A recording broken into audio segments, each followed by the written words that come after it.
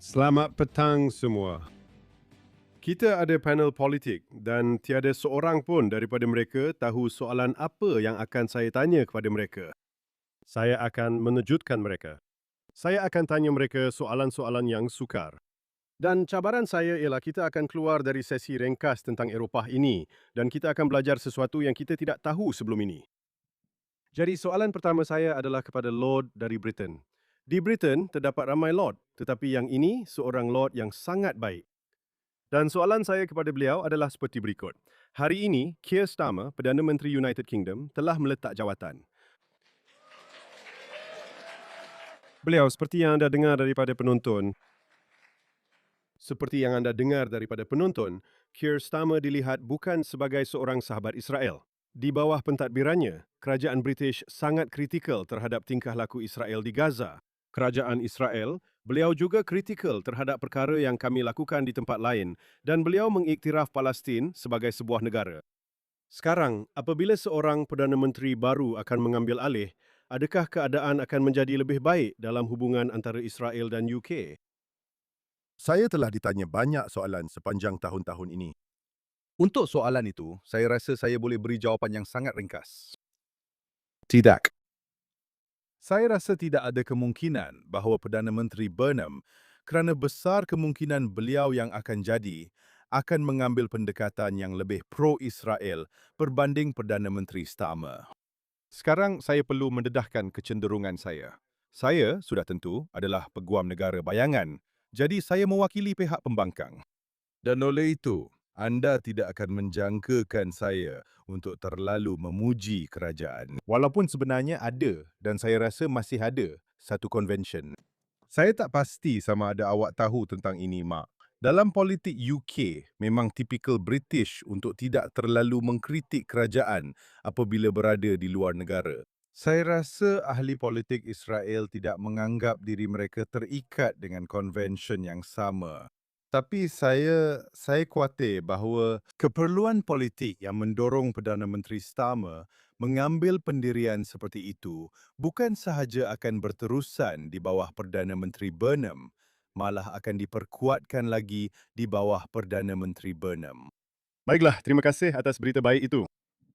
Fiamma, Itali baru sahaja memilih seorang wanita yang semua orang kata akan menjadi sahabat Israel. Dia adalah Donald Trump versi Itali. Dia adalah orang yang menentang keterlaluan politik di Eropah. Dia bangkit dan bercakap secara terus terang. Dan bukankah dia satu kekecewaan yang besar? Bila saya melihat, saya akan belajar. Meloni ialah seorang wanita muda yang kuat dengan masa lalu yang rumit kerana sebenarnya dia memang pernah menjadi sebahagian daripada gerakan neofasis. Ia bukan mitos, tahu tak? Ia memang benar. Jadi dia perlu mengatasi bahagian masa lalunya itu.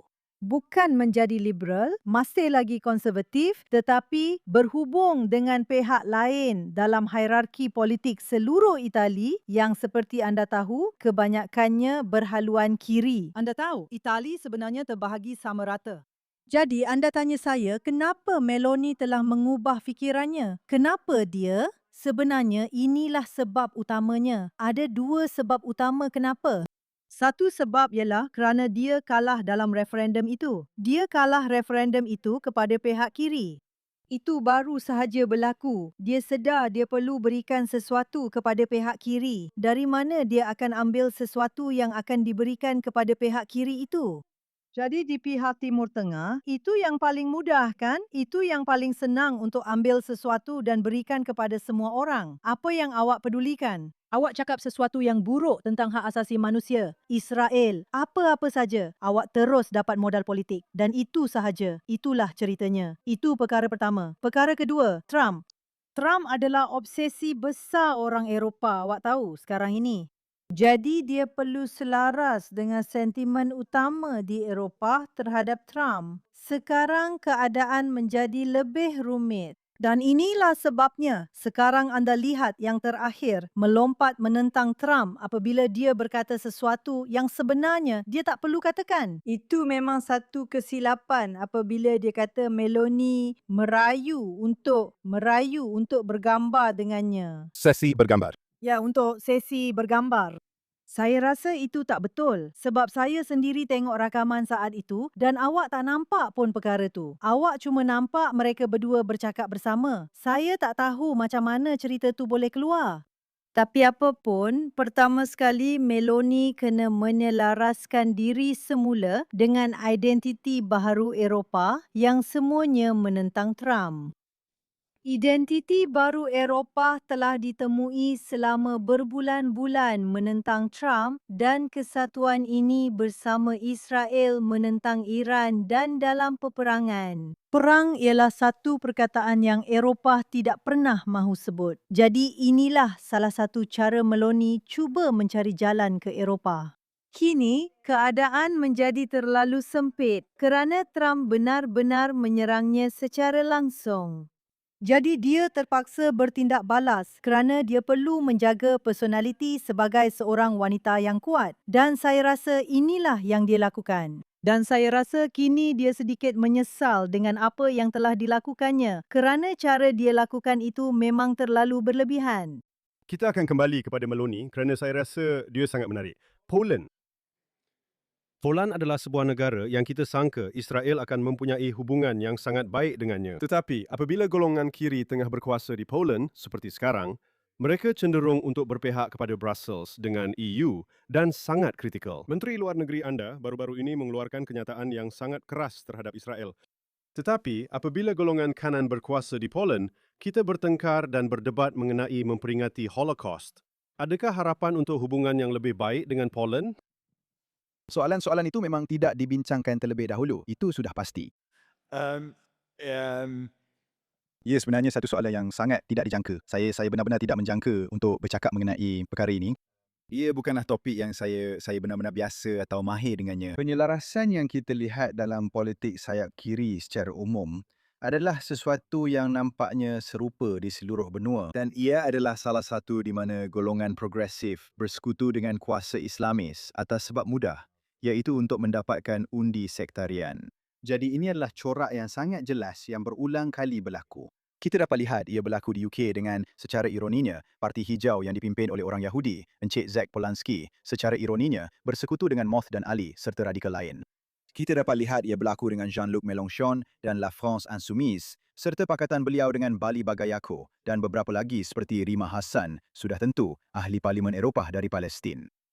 Kita dapat lihat ia berlaku di Spanyol apabila golongan sosialis bersekutu dengan kuasa Islamis radikal.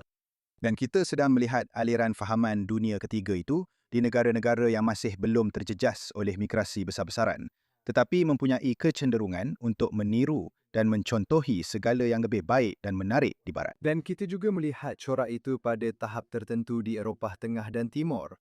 Maksud saya, bahkan di sebuah negara yang tidak dijangka seperti Slovenia, sehingga baru-baru ini, bendera Palestin berkibar di luar pejabat Perdana Menteri sebelum Yanis Yansha mengambil alih kira-kira 2 minggu lalu. Dan sebelum beliau memegang jawatan, bendera itu telah diturunkan oleh Perdana Menteri yang akan berundur. Tetapi, jadi anda dapat lihat pakatan pelik itu berulang kali berlaku.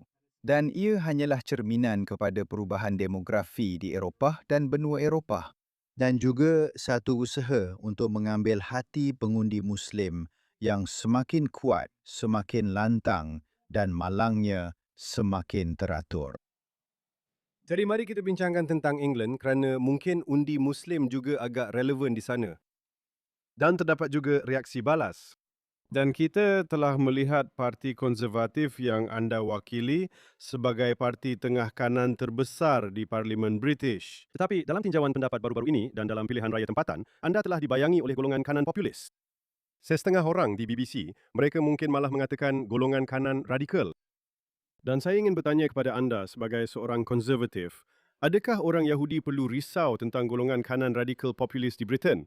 Adakah terdapat unsur antisemit di sana juga? Saya rasa sesiapa yang mempunyai pengetahuan tentang sejarah Yahudi mesti mengakui bahawa terdapat unsur antisemit di seluruh spektrum politik. Saya rasa sangat naif untuk mengatakan bahawa antisemitisme hanya terhad kepada golongan kanan ekstrim atau kiri ekstrim.